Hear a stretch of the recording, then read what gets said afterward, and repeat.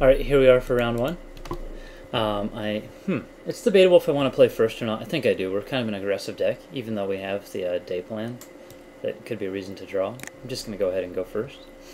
It kind of sucks seeing this in Auburn hand. I'm not going to mulligan. Like, this is a fine hand. Hopefully he's playing white or green. When we see Deathmark here, we've already mulliganed. But if we did happen to mulligan, I think seeing these 6 cards is just a decent hand against a generic deck anyway. So we're not unhappy to be going with what we're going with.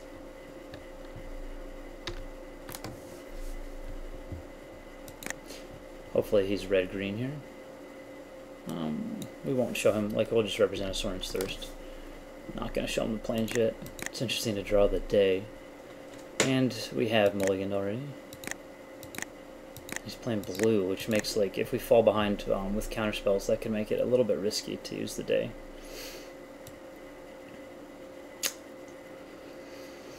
Yeah, I mean, now I have to decide, do I want to commit creatures to the board? I think so. I think we want to get in a position where I'm pressing him a little bit.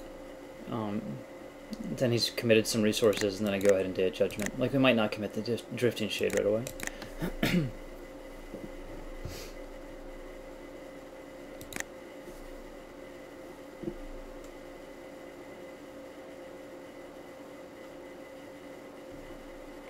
Just want to see what I meant. Okay. And he does nothing there. That probably means he has a mana leak. I'm going to play the Veteran. We're not unhappy to get a Veteran mana leaked. Mainly because if Veteran ends up getting mana leaked here, like, he's not going to have the mana leak for my Dead Judgment later. So, and it's not that bad to be trading my cards for removal when it didn't happen. Like, as I said, we're trading 1 for 1. It might get Dayed later. This is good to see. Like, because he's not going to be throwing that out after a Day of Judgment, so it's kind of nice to see that in the graveyard. Interesting that he didn't counterspell that. I'm wondering what he's going to be throwing down here. Like, he can't really be casting Gorehorn Minotaurs or anything this turn that scares me, so we might just go ahead and start dropping, you know, Drifting Shade and just going with a huge clock. Main phase removal, which isn't horrible, I guess, if he's expecting to stave off.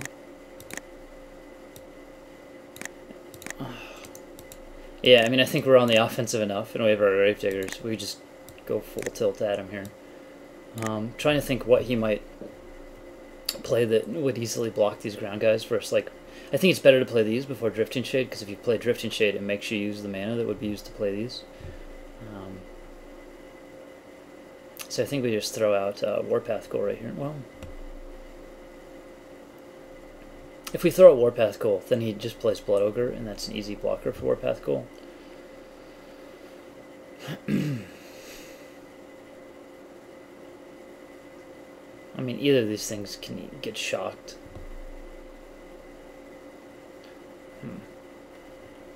Well, I think we throw out Warpath Goal. Like, I've made the... Yeah, since I've tapped that, he's probably not going to think I have Stave Off. But I can untap and represent it, I guess. That was kind of a bad, just tap that way. If he has Blood Ogre, I guess it's not a total loss. We can just play the Drifting Shade next turn. It could be a Mind Control coming. I guess we saw one in the draft, I don't know. 8th Red Up, okay, that makes sense, I guess. It's interesting now that he might suspect Day if we don't...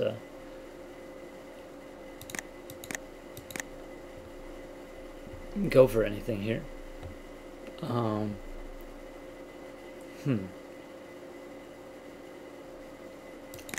don't have the... I think we keep up the attack. Like, we're fine trading with the Adept at the moment.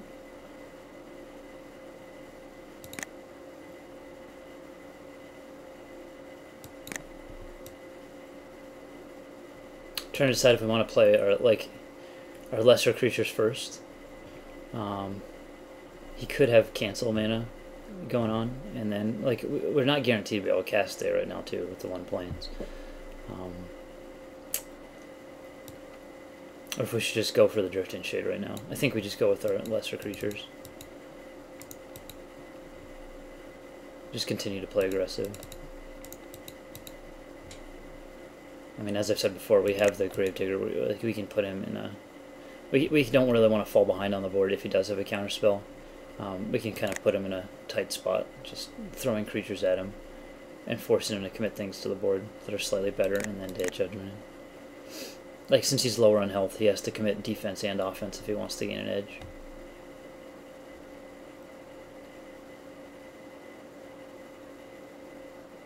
He's already gotten rid of his Volcanic Dragon.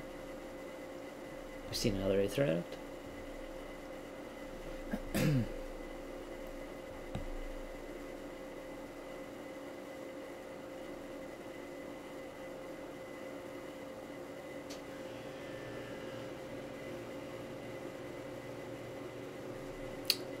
Wow, that is quite the card.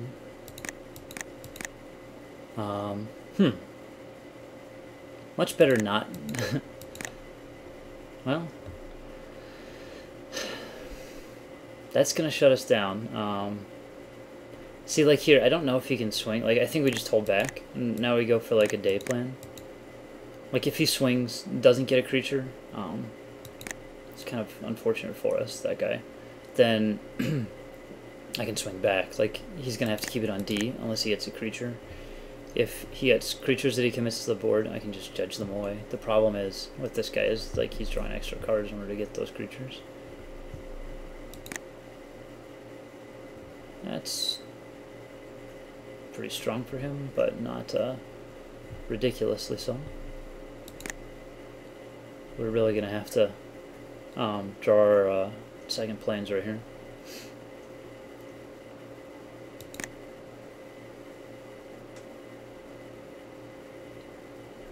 You could have Mana Leak up at this point.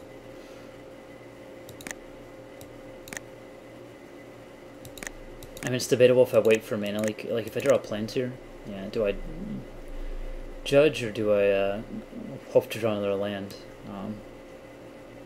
At this point, I think I just have to go ahead and judge. Like, gonna be at 16. I'd be taking.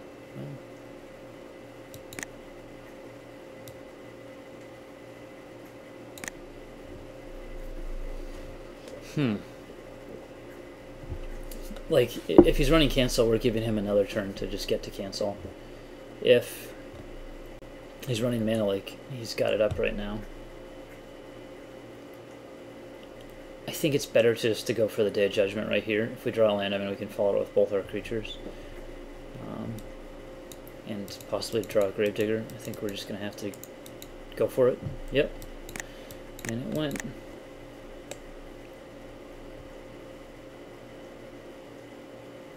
We've gotten rid of some of the more powerful cards in his deck, hopefully. Though he could just drop bomb after bomb.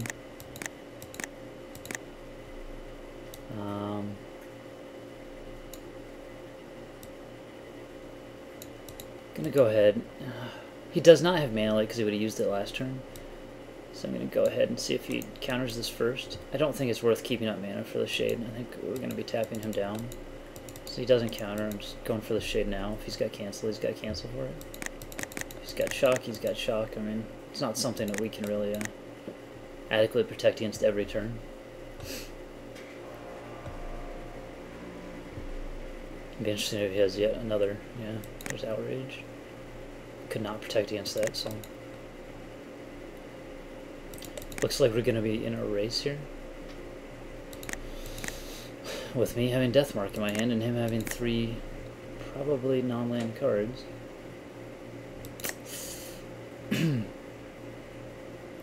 Oh, Gravedigger would be an excellent draw, so let's hope we end up with that. Warmancer does nothing at the moment. In fact, I will commit Warmancer to the board. I think we're in a race situation. The odds of us getting like back pacifism are slim, and the odds of us getting back a Spirit Mantle, like, that by the time it matters, I would have rather had Warmancer out there.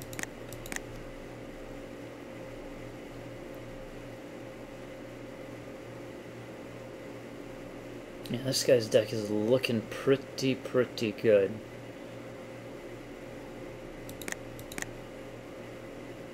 double Aether Adept, double Challenger's Volcanic, Mind Control, Jin. We've only seen half of his deck. His card quality is a lot stronger than mine. Especially when I'm playing a card that's already dead.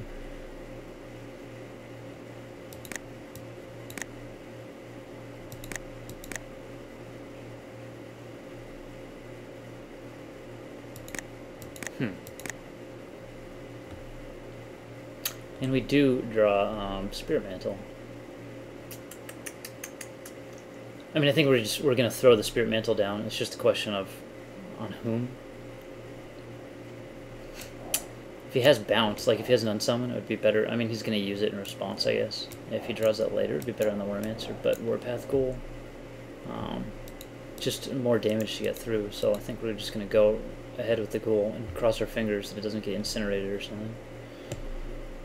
It does not. See, if I swing for 6, he goes to 8. He swings back for 4, I go to 6.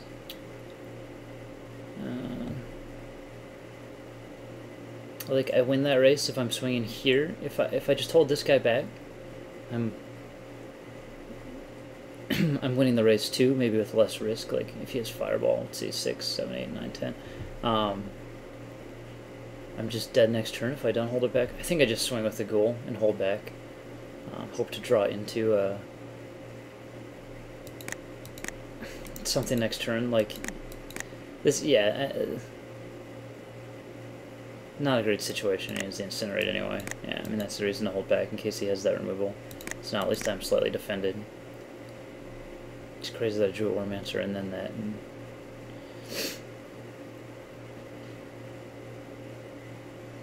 it's like the 5% chance that makes playing Wormancer earlier bad.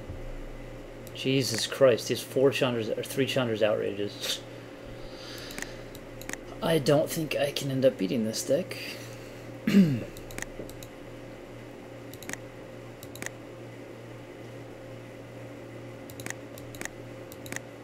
Yeah, I mean, his card quality is that much better than ours, and I don't think he's skipping an attack, so we'll see you in game 2.